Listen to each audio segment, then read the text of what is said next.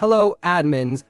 Today, we're taking a deep dive into integrating the powerful Docbits API into your Infor OS environment. Let's get started on this journey.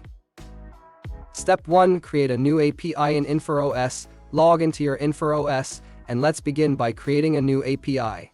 Select a name that resonates with your workflow, a sweet name for organization, add a brief description, and most importantly, define an API context. To add a personal touch, choose an icon that stands out.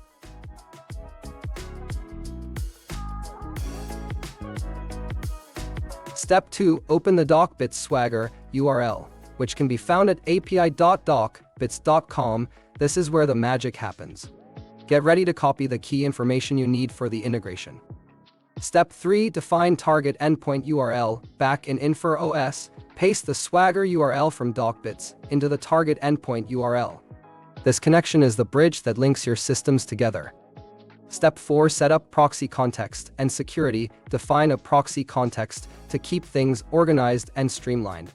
When it comes to security, select OAuth to 0.0 as your proxy security type.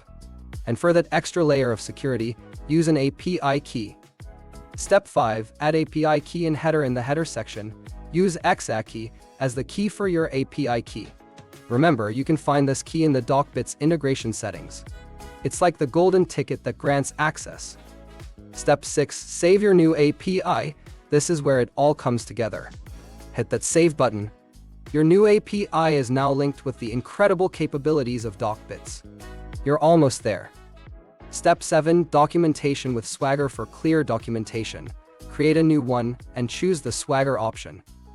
Copy the Swagger URL from the API. This documentation is your guide to the limitless possibilities of the integration. And there you have it, admins.